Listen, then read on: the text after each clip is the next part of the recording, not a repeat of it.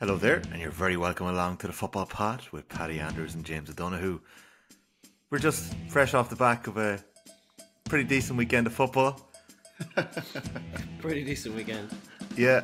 We had three of us were in Killarney for the weekend as well. We're back on now Monday evening.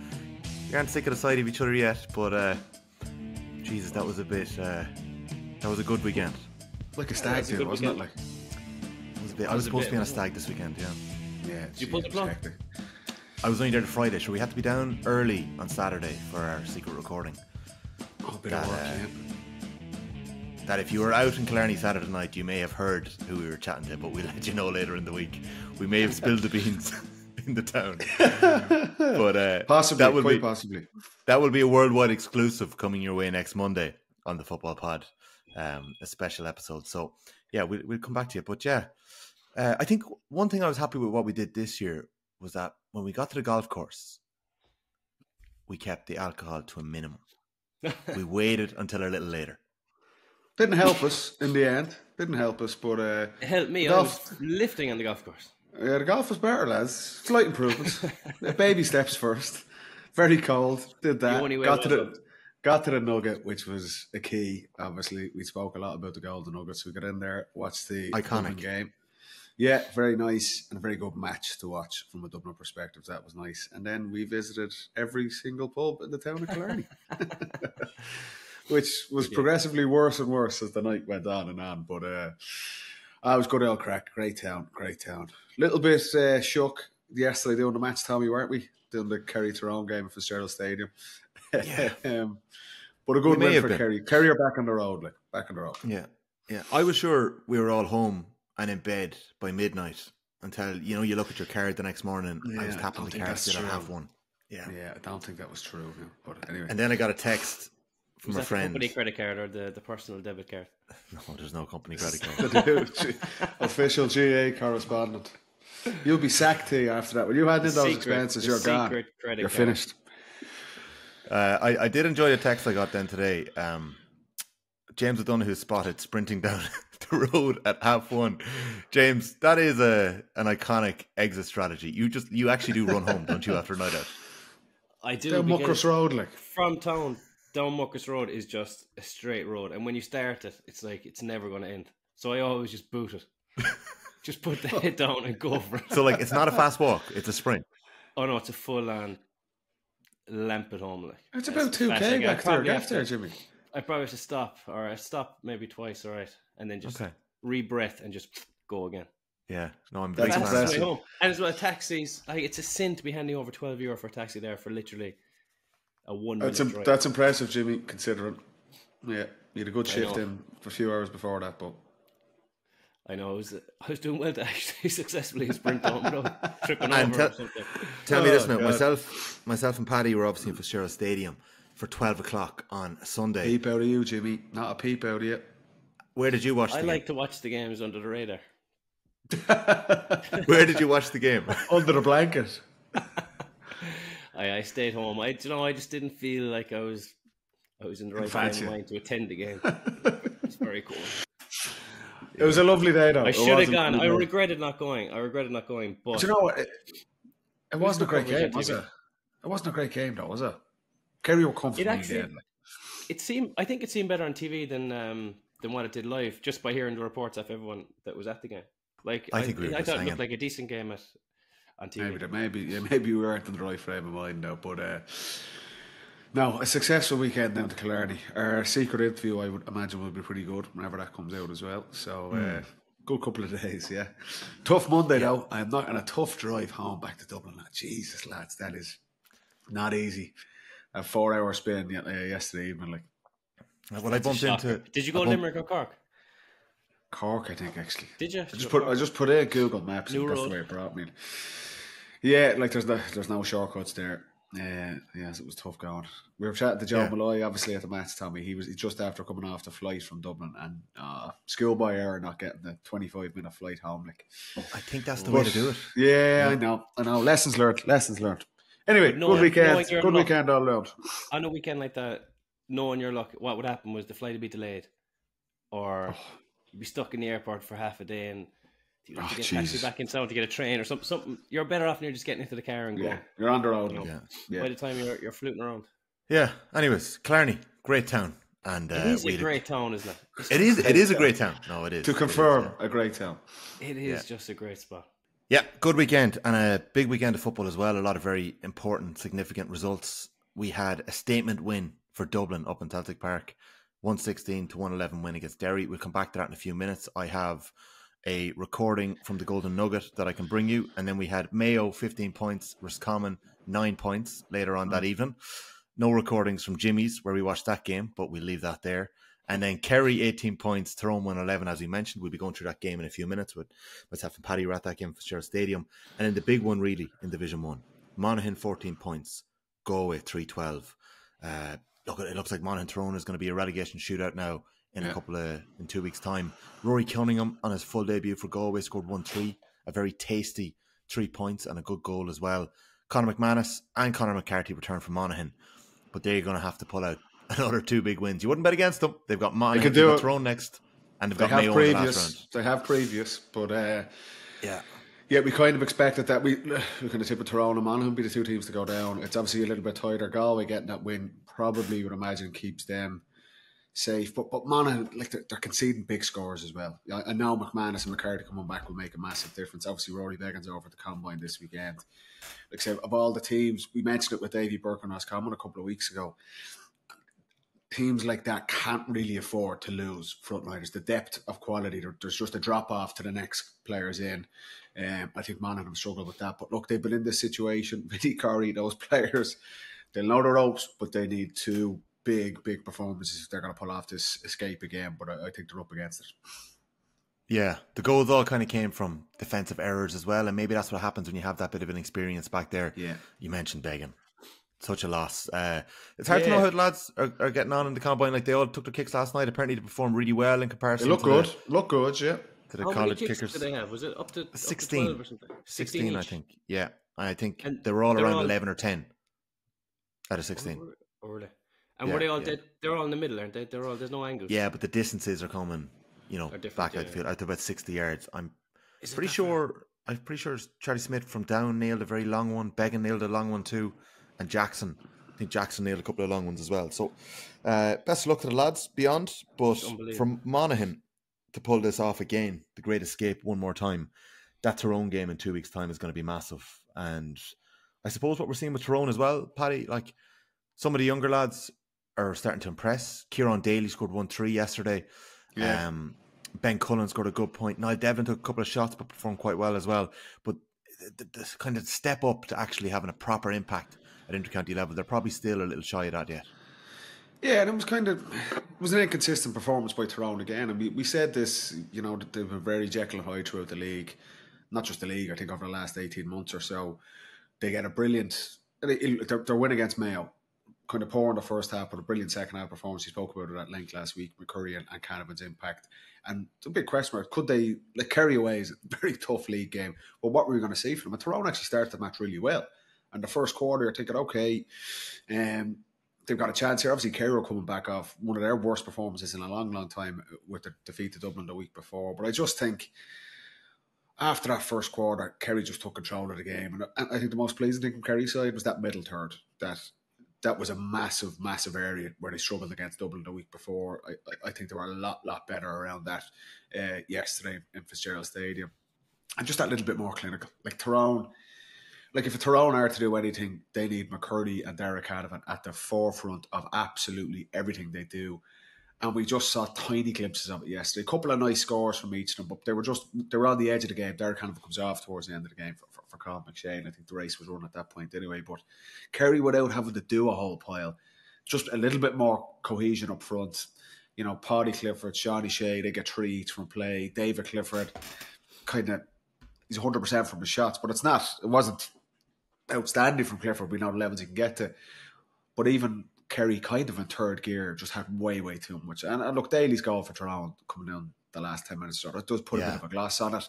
I thought it was far more comfortable for the guts of 55 minutes of that match for Kerry. So for Tyrone, yeah, okay, they've got a couple of younger players. We know they've got superstar forwards, but again, it's just if you're blind, they were looking and going, it's a tough game, obviously, but it's another inconsistent performance where they never really, outside that first quarter, Kerry had complete control, completely dominant, and had Tyrone at arm's length, and a little bit wasteful up front.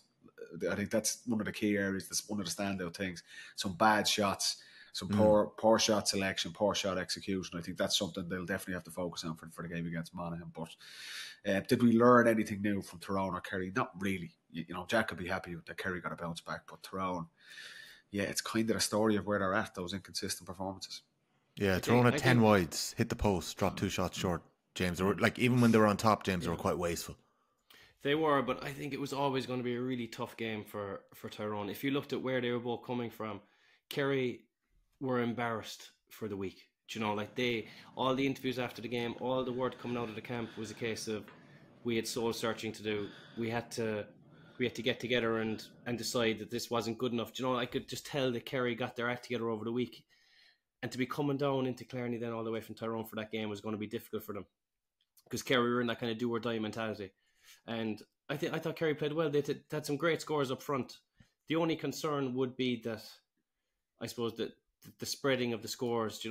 I always find that Dublin are the benchmark, because Dublin are so good this year. I can't believe how good Dublin are so quickly this year. They're never usually this good this early, but if one or two of them are off up front, they'll get scores they'll find a way from anywhere to get their 18, their 19, their 20. I think that's just maybe the next step for Kerry, is to be, if one of you're kind of worried that the 15. I thought it wasn't bad the other day. Outside the 3 lads, obviously, you're talking about the other 3 forwards outside of. Well, just from the team in general, I think that it's come to a stage now where with defensive systems, I think that you have to almost think worst case scenario and think that David or Paddy or Shawnee will misfire, and you have to have that backup around the field. Yeah. I think that Dublin definitely have it. I don't think the other teams do at the moment, but I think it can come for Kerry. But what was interesting as well from Kerry, I was thinking, what will they change? What will they decide? Right, we're gonna make this change after Dublin game, because it can't just be more bravado and work harder all that nonsense. There had to be something, and I think that they went very defensive. I noticed that they put a lot of bodies behind the ball for long stages, which isn't usually Jack's style. But I think that they said, we're under pressure here at the back. We're going to nail that down first and see how we get on after that. And it did work, because they had completely.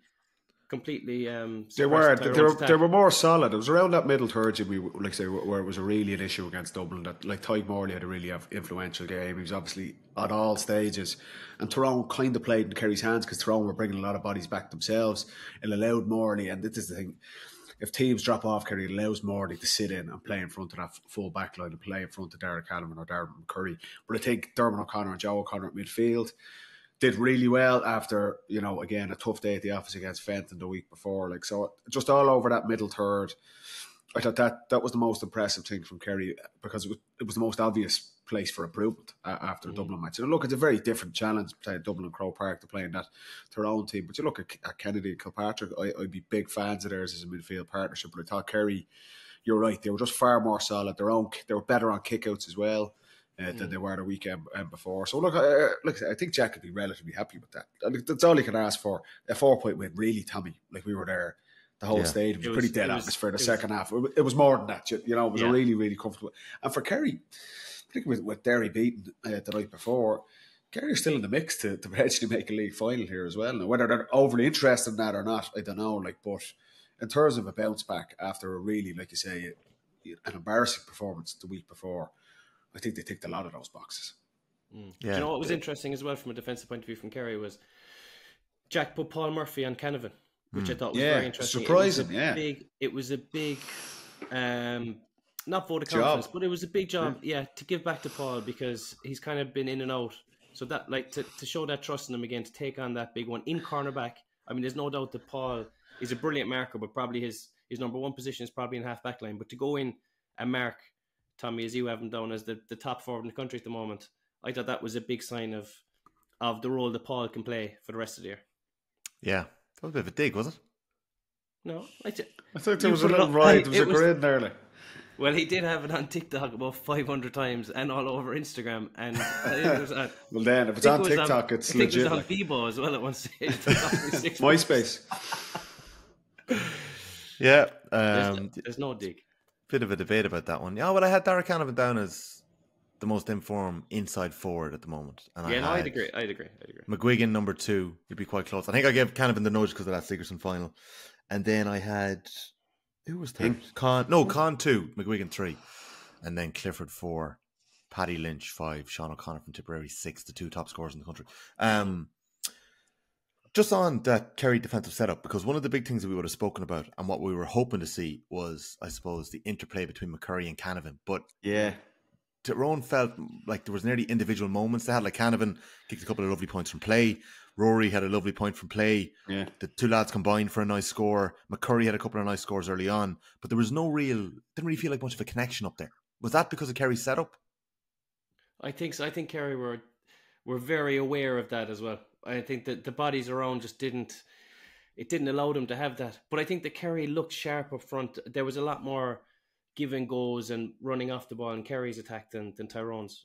You know, it was a big difference for Tyrone between this week and last week, I thought, in terms of their movement up front. In the second half of the game last week, I thought their movement was spot on. But I think Kerry looked sharper in attack this week, where they kind of supported each other a bit better, whereas the Tyrone fellas were kind of... Yeah, there was better... There was better cohesion there. And we said this is the big challenge for Tyrone. We talked about last year's All-Ireland quarter-final against Kerry as well. There's no doubt the individual quality of those Tyrone forwards, but for them to move into the top echelon and be really competing to win the Ulster Championship, to be contenders for the All-Ireland, they need that cohesion up front. You know, they need a system where no matter what the opposition is doing, you're still getting the ball to Darragh Canavan and McCurry in really good positions. And like you said, there were some beautiful scores from them, but it was just they were on the edge of the game all the time. You know, if you're Brian Dewar, you've got to be looking there going, how do we double their possessions? And everyone around the team needs to be on the same page there going, we have 2 incredible inside forwards, as good as you're going to get out there in terms of a double act. We need to use them. They need to be at the absolute cornerstone of everything we do, and we just didn't see that yesterday. And yeah, credit to Tyrone, or credit to Kerry, because they were probably a little bit slicker in how they got their defensive shape back in. I think Tyrone's second half performance, particularly, like they're talking about huff and puff and just a lack of quality there, it was really, really poor. So look, that's why I don't have. Yeah, like Tyrone. Yeah, if everything goes right for Tyrone, I was actually talking to a couple of supporters walking out back into the town after the match. It's kind of is there an acceptance that they're in a bit of a transition? That we need to bring through some of these younger guys. There's obviously been a lot of turnover in the squad, but I said it last week. If Tyrone get everything right and have a day of days, they are dangerous against any team because they have that quality that like say a lot of other top teams or so-called top teams don't have. That little bit of stardust, but we don't see it enough from them, and you're just wondering when are we going to see that cohesion where you can say McCurry and Canavan are going to get 20 possessions each inside the 21. If that happens, there's a team that can get to 20 points or 120, and they're going to be mixed to win any game, but we just don't see it enough. Yeah, but I think that's the thing that's different with Tyrone, is that you could see them being average, but you're still thinking they're dangerous. They're dangerous. Yeah. There's a big day. Do you know there's a big semi-final in them, or a big quarter-final, and then they'll end up in a final. Do you know they just have that quality with McCurry, the 2 Canavans, even McShane getting game time again.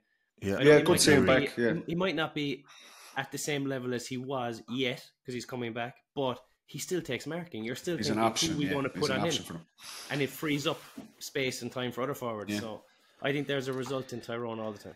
I agree, and I was speaking to their selector and coach, Collie Holmes, former midfielder for Tyrone. He's principal at Dungannon, St. Pat's and Dungannon. He would have been involved underage with Tyrone over the last couple of years working with them. I think they're quite happy if they stay safe and they just get cooking and get minutes into these younger lads before Ulster. I think that'll be a big thing for them. Last one on this game. Kerry were a bit dead. There hadn't been no real reaction until that scuffle under the stands in 15 minutes.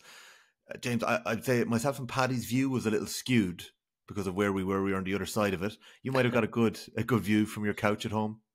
I did. I watched it a few times. I think there wasn't much in it, but that definitely there wasn't much in it. But The You fact think it with was the way right getting the under fans involved? Yeah. I don't think it was planned, but I think it definitely did have a little bit of an impact because the crowd are only delighted to be getting involved. Do you know, they want something to be cheering about or to be given out about. They want to be involved in the game.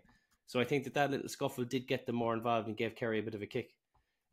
But I saw a few things online that Kerry did it on purpose or Clifford did it on purpose to try and rile up the troops and all that stuff. I don't think so. I think that he was probably just riled up and it just spilled over a little bit there and the crowd got involved and I think it definitely played into Kerry's hand. Yeah, at that point, to that stage of the game, Tyrone, like I say, had started reasonably well. They probably weren't as clinical, but it was a good first quarter from them. And yeah, really from that point, whether that was the catalyst or not, Kerry just took control of the game. So maybe. But like I said, the atmosphere was kind of dead, Tommy, wasn't it, for the whole game? Like, it was just, like I said, there was a lot of huff and puff from both teams. And then once Kerry got their noses in front, the result was never really in danger. So was that scuffle the catalyst for it? Look, I don't know. But there's no harm. It had an impact, just, yeah. I think it did have a bit of an impact just to get fellas, just get the heart beating a bit. Kick in the hole, the temperature up. Yeah, exactly. You mentioned McShane being back. McGeary came off the bench. Matty Donnelly was originally named on the bench, number 20, after that injury last year, but he was a late withdrawal. So hopefully we'll see Matty Donnelly back on the field for Tyrone at some stage soon. And as I mentioned, Tyrone Monaghan, Oma, Saturday week is going to be a cracking game. So as I mentioned, Tyrone have Monaghan, and then Monaghan play Mayo in the last game. Tyrone are away to Dublin and Croker on the last day.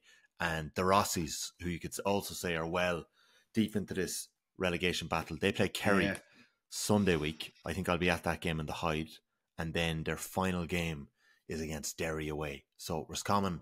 tough for the Rossies, the last two. Roscommon are in trouble, and if Tyrone get a result against Monaghan, they'll be safe. The winners of that will be safe. I would expect it more from the Rossies against Mayo on Saturday night.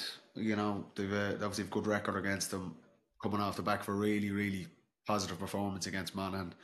They just never really, again, a very similar game. Mayo just kind of comfortable, arm's length.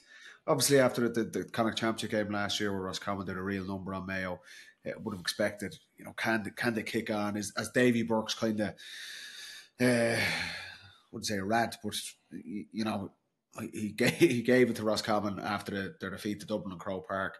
He got a big reaction against Monaghan the following week in the Hyde. They were clinical, really, really comfortable victory, and I just didn't see that from them on Saturday night against Mayo. Like I say, Mayo puts them, like it's touch and go between who's going to actually get into the league final and who's going to go down. There's a number of teams in both positions, but I thought it was just a comfortable Mayo victory, very similar to what we seen on Sunday, that they were never really in danger of losing that game, what we seen from Kerry against Tyrone. I think that Derry will get to the league final. I think it'll be Derry. I still Dublin think they'll final. get there, yeah. But I possibly, think Derry Dublin is a great game for Derry. I think that Derry need to play Dublin again. In Croke Park as well. Yeah, I think Derry need that game. Division 2. The Division 2 was, they played in the group stages and then they did the league final in Croke Park again, and Dublin won convincingly in the league final. So I agree. Derry, they need to figure something out about Dublin. They haven't figured Dublin yet. They've kind of figured everyone out, but they haven't figured Dublin out yet. I think that Dublin just know how to kind of play cute, keep the ball, pick off scores nice and easily. Dublin could kind of nearly play them at their own game, which is... Yeah. But when you play a team, Mickey Hart's interview was interesting. He was like, "Look, we'll take something out of this. We'll learn from it. We'll go on." It's all you can say, really. It's probably all you can say, but I think it is really the case with Derry because they're still new to the top 2 or 3. This is their year probably to do it. But one more game against Dublin and Croke Park, I think, will suit them. I think Derry will be very happy with that at the weekend, lads. A packed Celtic Park. They don't start lynching goals. Their whole half-back line is completely new. Ewan Mulholland in his second game. Donnacha Gilmore, who's only a kid. Shea Downey started wing-back. Usually Doherty and McGrogan have played every minute up to date. So two key players to their system. Huge players, yeah. No Conor Glass. Emma Bradley was back on the field. And then we saw Cormac Murphy and Lachlan Murray starting in the corner. So I think Derry will be happy enough with what they got out of that game at the weekend. Tommy, Dublin are missing Mannion, Pascal, Cluxton, McCarthy. I don't know if Derry are too happy with that. I don't think that's a slide on Dublin saying that Derry would be happy enough with that. If McGuigan lobbed O'Hanlon, is it? Okay. No, I don't agree. You think it's another hammer? You think it's another 5-point hammering? I thought Dublin were really comfortable. Yeah, I think it was an eye-opener for them. I'm kind of leaning towards more what Jimmy's saying, that Derry have been the absolute form team in the league. They have been the best team up to date. But Dublin motoring at their best seemed to be a level above what Derry were doing. And then, yeah, I know that they're missing. Both teams, look, all teams at this stage of the season are missing key players. But I think Derry would be disappointed. I think they would have been targeted to win that game at home. Definitely. But his team selection was strange then, Paddy, wasn't it? Yeah, well, look, you're not going to risk players. There's any sort of knocks or niggles. But if you just talk about, we spoke about Derry a lot. Derry've got a lot of coverage over the first part of the league because they've been the standout team. And you're talking about what Mickey Hart wants to come in and hit boxes. It's like McKenna Cup, steamroll everyone in Ulster. We're the top dogs. The first game against Kerry, the team he puts out, go and beat Kerry, go and beat Dublin. If you're in Derry's situation, you're going, who's above us at the start of the season? You go, Kerry and Dublin. So target those games. They did that job against Kerry and Tralee. Probably scraped through it in the end, but they got the win. They've been dominant, 4 from 4. They look like they're right on course for league final, and then Dublin are coming to Celtic Park. I think they would have wanted a bit of a better performance. And yeah, I thought like Dublin were comfortable in that game. I agree with James. I was surprised at how good Dublin were, but they strike me.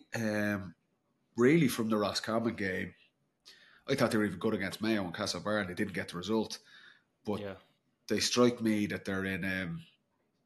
There's a confidence about Dublin again, which you hadn't really seen. And maybe that comes when the All Ireland back last year. But there does just seem to be Dublin are going up there with an edge, going, yeah, there's a lot of talk about Derry, but we're gonna do a number here. They just look like that, and not just the main players are important. Obviously, Kilkenny's in brilliant form. Can't even has a quiet game, isn't he? Kilkenny and Fenton. You're thinking Kilkenny's operating at a. He looks quicker or sharper or something. Do you know, last he has year, an edge. He has an edge about him, James. Laboured, but he looks angry. Laboured. Yeah, he looks like he's doing everything half a second quicker.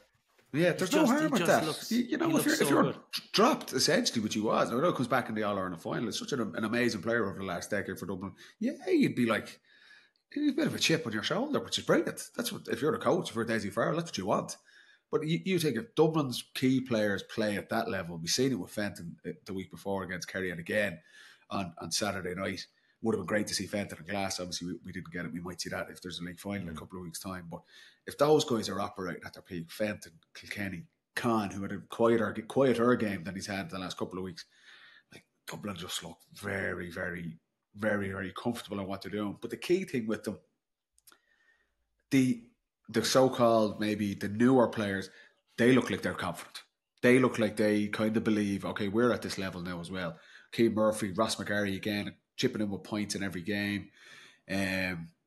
Bugler, obviously, I think will have a massive season for Dublin. There just seems to be, our key guys are moving really well, but there's a confidence in the whole group, which is good to see. You already kind of have Lee Gannon, who's an important player, looked like to get a bad knock on the hamstring. We'll have to see.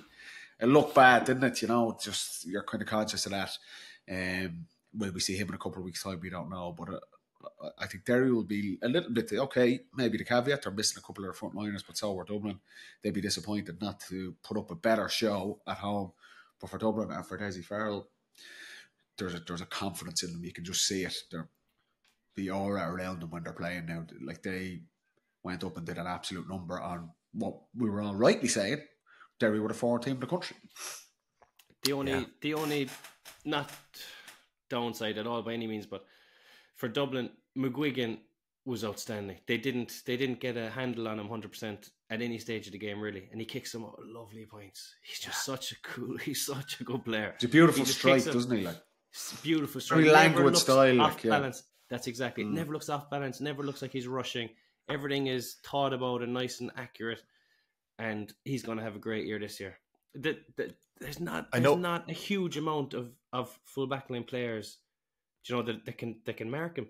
Himself and Clifford, their size, their stature, he doesn't need a lot of space, Jimmy, does he? Like, no, yeah, he doesn't. He gets the shot off very quick. But you know what? If you look at James, just for a second, you're talking about the languid style, the curl shot. I can see a bit of that left foot that you would have used at times as well. Ball in your hands, keeper scrambling back to goals, 40 yards out at the angle he was at. Surely that's an outside of the left boot one. I'm not a fan of an outside of the left or outside the right. Why? Now, if you're, I think he went about it the right way. I think he just Wasn't a caught bad it. effort, like, yeah. Just caught it Another wrong. foot and it was in, you He know. caught it wrong. But an outside the Great left save. there, Great save by Hanlon, to be fair to him, Super to get save. back. yeah, I don't know. And outside the left early on in the game, fair enough when you're nice and fresh and you're cocky and you're confident. But like last minute of the game there, it was very late in the game. Heavy leg outside of the boot. I think he did the right thing. I think he just undercooked it. Just caught it a little bit wrong. It's funny because Obviously, in the it Mayo would have been game, a better looking score with an outside the left. But if you crossbar look, down. just a Bradford. point on McGuigan, like, if you look at the way Derry attack, every single player on that team is looking to get him on the end of things. And he gets a lot of scores on the loop. That's not by accident. And the loop, it's very hard to defend. Like, Merchant was on the other night, and he's kind of close enough to him. But if the ball is being handed to you on the loop, it's very difficult to stop that when you're as accurate as McGuigan is. If you're from Tyrone's perspective, you're looking at that's what Tyrone need to operate like with Caniff. Every single person on that team in Derry knows exactly where they want to get the ball to and who they want to get it to. And that's just, okay, maybe they're further down the road than that Tyrone team. There's just a better cohesion with them. I agree. Is there an All-Ireland in that, though? Do you know? I That's don't where think so. I some teams don't. are. Yeah, I think you need don't the know. scores from everywhere. You need everyone to be wanting to score and have a threat. Yeah, we say half forward line. I even go further back. You know, you're Jesus, James, McCluskey gets up for another goal. McCluskey gets up for a Yeah. goal. Ethan Doherty in the wing. Paul Cassidy's go for a couple of scores as well. It's the younger guys. You know, can they step up? And look, you have to remember, before Saturday night, Derry and 4 from 4. You know, they have been going very well. I think Saturday, as Mickey Harder said, is maybe not the phrase a wake up call, but it's an eye opener for them. Going, okay, we're ticking a lot of boxes, but do we have a performance of that level? Because if they are going to win it, they're going to have to take out Dublin and Kerry. I think they have. Yeah. I think they do. I still wouldn't knock them anywhere lower than what I had them before the game. But I think they need to just figure Dublin out a bit better. You know, I think they have all the raw materials there, but letting Dublin control the game the way they do, they have to figure out a way to stop that. I mean, Dublin were playing Derry at their own game, and Dublin are very good at playing. Dublin can play both ways. Like, they can play against Kerry and go long and let's hit Con O'Callaghan with every single ball we can. But going up to play Derry, who nearly that basketball style, you have to remember, we did that with Dublin for 4 or 5 years. You know, they're as comfortable playing that way. And that's the beauty of, okay, what is the challenge going to be presented by this opposition? And they have the tools to deal with it. And I think that's what we're seeing on Saturday night. That, like I say, maybe a league final in a couple of weeks' time would be a really good thing to see again in Croke Park if it was Dublin and Derry. We don't know. There's obviously still 2 rounds left, but Dublin have definitely given themselves a chance now after a slow start. So that's all you can ask. Sure. Yeah, so it's Derry 8 points, Dublin 6, Mayo 6, Kerry 6. Galway are on 5 points. You could argue they're safe, but they've 2 tough games. They play the Dubs. Play the Dubs next. Dublin at home, Kerry away in the last 2 games. So that's Division 1 and how it's looking. And we'll be talking more about those games next week. Division 2, again, a couple of very important games. Fermanagh Armagh was postponed on Saturday, moved to Sunday. Armagh kept them at arm's length the whole game. They won by 4 points, 15-11. Yeah. Fermanagh haven't picked up a point since the opening 2 games of the league. So they're going to have to turn it around at some stage if they're going to survive in Division 2. Louth beaten by 5. Oisin Gallen scored 4 from play. Paddy McBurty kicked 8 points, 7 frees. And Jack McKelvey got the goal for Donegal, a 117-15 points win. Cavan and Meath drew on Saturday night. I was celebrating that result as it came up on the app. Sean Brennan, the goalkeeper, man of the match for Meath. There was a lot of turnovers in this game. I watched it this morning. There was loads of heart. I think Meath will be delighted, though. After the game, Conor O'Rourke said, once more, now is the time for drinking. We'll taste the delicacies of some Meath taverns on the way home. I think the lads deserve a good night out. Go man, Rourke. Yes. I love that. Love hearing that. Yeah, why not? The boys must be buzzing inside the dressing room like hearing that. I hope they ended up in the barracks in Meath Hill because they get a fine point in there. They those nights out are so important for the team as well. Like, you know, they're just, you know, but that happened randomly, like middle of a league campaign. Yeah. Well, there's the gap now. Get your reward. There's a 2-week gap now. Back at it again. Yeah. But for me, like the beat Kildare and to get a result in Cavan as well, that's 2 solid weekends in a row for that Meath team. Definitely. Mm-hmm. Yeah. I wouldn't have had them getting it up in Breffney Park, but to be fair to them, that's if you're Colin Murray, you can kind of see why they can feel a little bit more confident about themselves after the last Cavan actually weekends. Only took the lead for the first time in that game with less than 10 minutes to play. So Meath butchered a couple of goal chances as well. They've only scored 1 goal in the league. They're the lowest goal scorers in the league after Kildare at the weekend. Buried 3 goals against Cork, but again, it wasn't enough. Huge win for Cork, you could say, in Páirc Uí Chaoimh. 2-15 to 3-9 against Kildare. They responded to 2 very early Kildare goals, got a great start. I'm not sure if you saw the influence of Daniel Flynn early doors. He has very quiet. Pace anyway. No, God, he was rapid. He's only back. Like he wasn't great against Meath. Yeah. He switched it on though early doors. He did. He has that. He has it in the locker, but tough loss for Kildare though. You know, that was a big game. Like I say, the 2 teams who were low enough on confidence, and for Cork just to nick it. High scoring, which was, I suppose, it would have been an interesting game for a spectator, but gives Cork that little bit of breathing space with those 2 victories on the spin. But for Kildare, like we spoke a lot about them. It's been a tough season so far for them, and yeah, it's hard to see where they're going to go from here. Cork have Armagh left and Meath in the next game. Meath, yes, okay. Yeah, so it's is Meath, that in Cork, and Park Talton. Yeah, okay. Park Talton. It's a big game to Meath. That's a big game for Cork. That's a big game for Cork for both teams. Both teams. Yeah, big game for both teams, absolutely. And I think, James, I know you would have had a close eye on your Cork side. Chris O'Jones kicked 3 points. He's tipping Barry right O'Driscoll kicked 3 points from the half forward line. They got 1-2 from their backs. Brian Hurley kicked 2 points. Conor Corbett buried a brilliant goal off the back of Colin O'Callaghan's spectacular catch. Oh, so fetch. What a fit. Odell Beckham, like. It's magic, wasn't it? Savage. Yeah. Because he didn't know what was going to happen to him after he caught it. He just put on faith in the catch. Yeah. Someone comes in behind you there, it's game over. Oh, jeez. You kind of need a few boys like that, though, who just throw their body at it. Like, obviously, you think of Macaulay getting his fingers in that ball in 13, don't you? I never think of that. No. But yeah, no, it was a spectacular catch. Yeah, That's you the definitely reason. need those fellas. And they're undervalued, they're underrated, because if you don't win those primary balls, the fellas who get all the praise, the McGuigans, the Cons, all these fellas, they don't get the possession. So they're just watching the game. You need those fellas chipping in with the big plays. I thought there was a couple of phenomenal catches this weekend. Brian Kennedy had a spectacular one for Tyrone. Cian McBride for Meath. Just long kickouts, huge catches in the middle of the field. Beautiful skill of the game, yeah. I'm a big fan. It's the most impressive skill, nearly, isn't it? That's what the old football review committee will be trying to bring that baby in. Well, it's there now. Did you hear Fitzmaurice?